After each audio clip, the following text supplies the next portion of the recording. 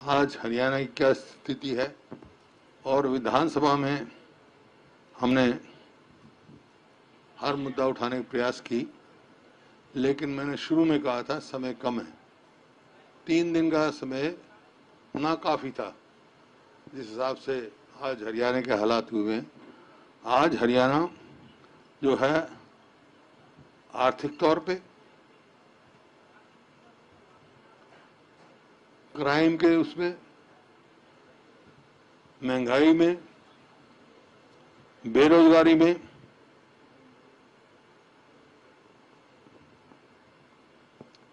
देश में सबसे दो प्रदेश 2014 में प्रति व्यक्ति आय, प्रति व्यक्ति निवेश में नंबर 1 था, आज वो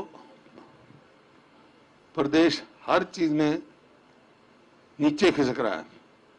और ये मैं नहीं कह रहा, ये नीति आयोग की रिपोर्ट भी कह रही है, हर जगह कह रहे हैं। जो भी ये 7 साल हो गए सरकार को बने, और पीछे बीजेपी जेजेपी को भी 2 साल हो गए। इनका घोषणा पत्र देखो, इनका जो कहता है हमारा कॉमन मैनिफेस्टो हम बनाएंगे, उसमें से एक भी कोई वायदा इन्होंने पूरा किया हो। सिर्फ इवेंट मैनेजमेंट करते हैं, घोषणाएं करते हैं और काम दो ही करते हैं। काम इनका है सर्वे, सर्वे और सर्विलेंस। तीसरा कोई काम नहीं है इस सरकार का। कोई गरीब आदमी के लिए, किसान के लिए कोई ऐसा फैसला नहीं लिया जो उनको लाभ पहुंचे। बेरोजगारों के लिए कोई भी वो नहीं हुआ। आपके सामने है जिस प्रकार से बेरोजगारी में तो सीएमआई रिपोर्ट से नंबर 1 है ही, नंबर 1। लेकिन नीति आयोग की भी जो इस साल रिपोर्ट आई है, उसमें भी हरियाणा, बिहार और झारखंड के पीछे है बड़ी स्टेटों में। मतलब तीसरे नंबर पे है। कि सीएमआई की तो कहते हैं कि भाई ये रिपोर्ट जो है वो कोई उसकी है, कांग्रेस की। दिखाइए भाई, ये परिभाषाएं कैसे बदलती हैं, ये आपके सामने निकाली दुश्मन। 2019 में चुनाव से पहले जो आपके आज उप मुख्यमंत्री हैं, सीएमआई की रिपोर्ट पे क्या उन्होंने ट्वीट किया, ये देखो है, ये उनका है। ये है 5 सितंबर 2019 का। दुष्यंत चौटाला, शर्मनाक आंकड़े, बेरोजगारी के मामले में हरियाणा देश में सबसे आगे नंबर 1 पर पहुंच गया। मुख्यमंत्री खट्टर एक और तो हरियाणा की नौकरियों, हरियाणा से बाहर वालों को दे रहे हैं, दूसरी ओर हरियाणा की बेरोजगारी का आंकड़ा देश में सबसे ऊंची दर 28.7% पर पहुंच गया। अब कैसे परिभाषा बदल गई भाई? अब ये कैसे हो गया? जब तो इस पे रिलाई किया जाता था, जब तो ठीक, अब गलत। दोहरे मैदान कैसे? अगर ये कांग्रेस की है और बीजेपी गवर्नमेंट, गुजरात में बीजेपी गवर्नमेंट है, तो वहां 4% को दिखाया गया और यहां 8.9 क्यों दिखाया गया, 8.1 क्यों दिखाया गया, 28.9 क्यों दिखाया गया? अब नीति आयोग की भी रिपोर्ट है, वो आपके सामने है, तीसरे नंबर पर दिखाया गया। और रोजगार देने की बजाय जो खाली जगह है, चाहे वो पुलिस महकमे की हो,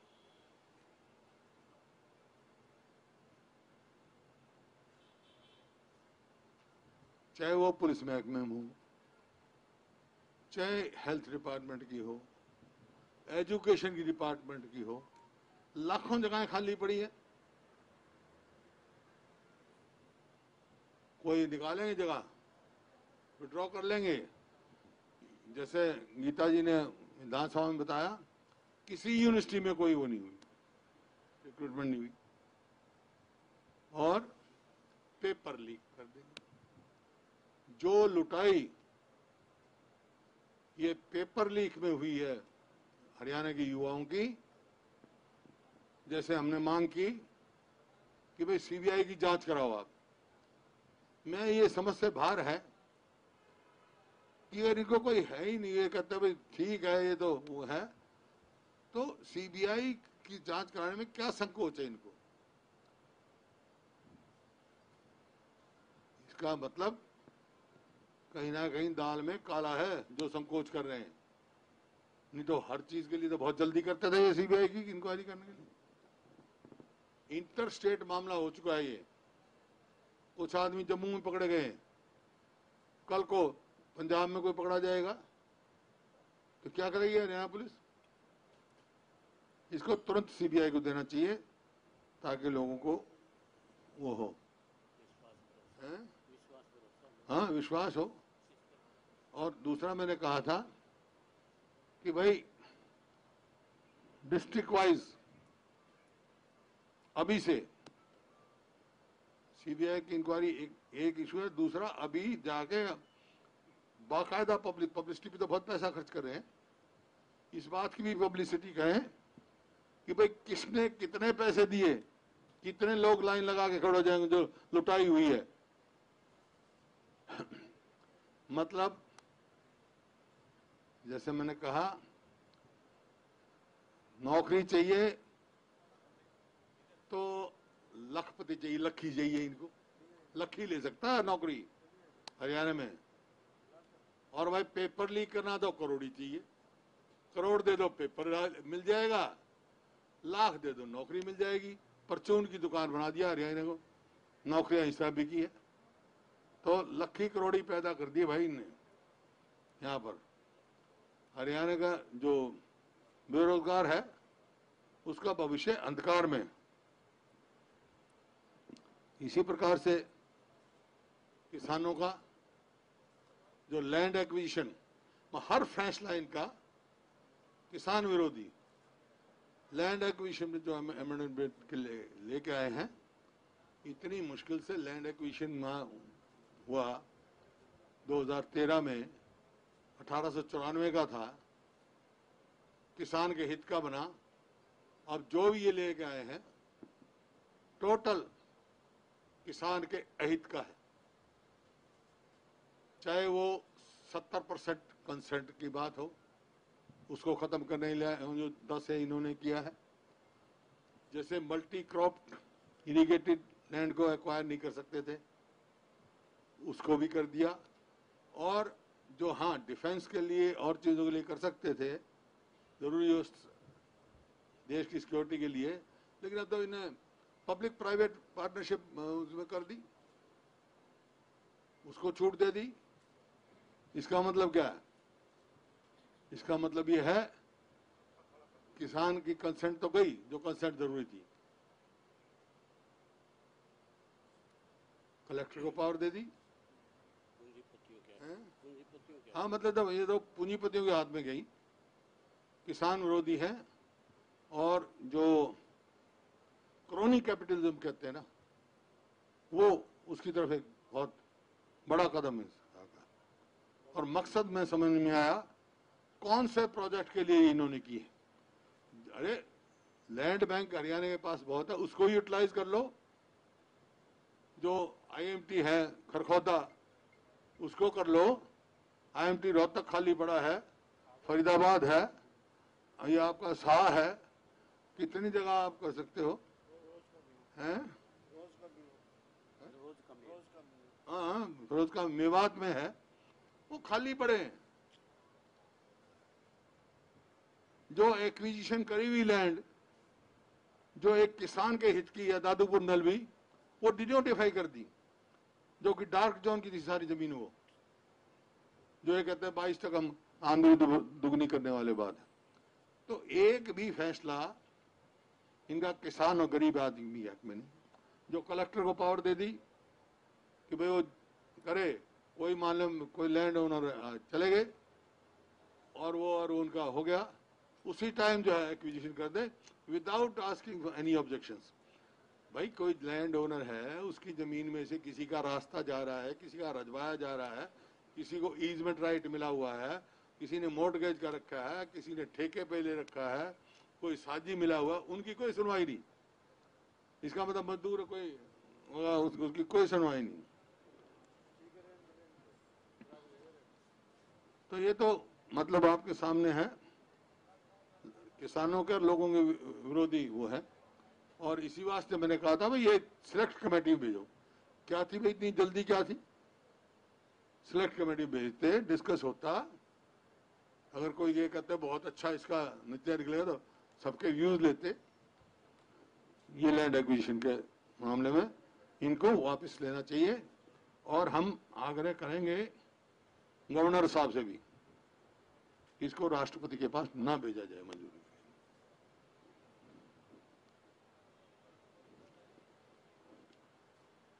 देखिए 75वां साल है हमारे स्वतंत्रता दिवस। आज बड़ी जोर शोर से हरियाणा सरकार भी कह रही है, लेकिन फ्रीडम फाइटरों की एक पैसा भी उन्होंने पेंशन नहीं बढ़ाई 7 साल में। जहां छोड़ गए थे वहीं, इतना तो उनका सम्मान है। जो उनके पोते पोतियों को हम देते थे, चलो उस टाइम 21,000 देते थे, कितना मेरे को याद नहीं, वहीं की वहीं। कोई एक भी ऐसा वो नहीं जो उनकी करो।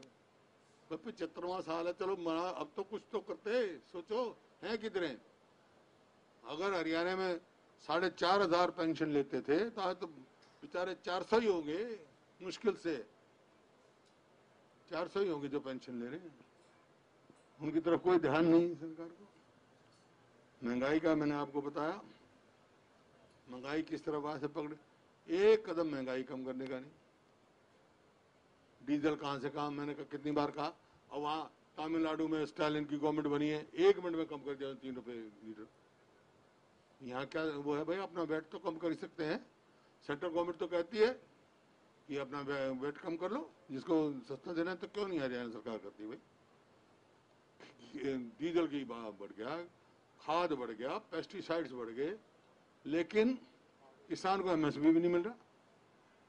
जो मक्का का एमएसपी था, मेरे पास रसीद है, 1400 की तो रसीद है, लेकिन बिका वो 1900 से 1850 एमएसपी। और वो बेचारे का किसान का लिया कहीं 1000 में, कहीं 1200 में, कहीं 1400 में, उसको एमएसपी भी नहीं मिल रही। लागत बढ़ रही है, आमदनी घट रही है।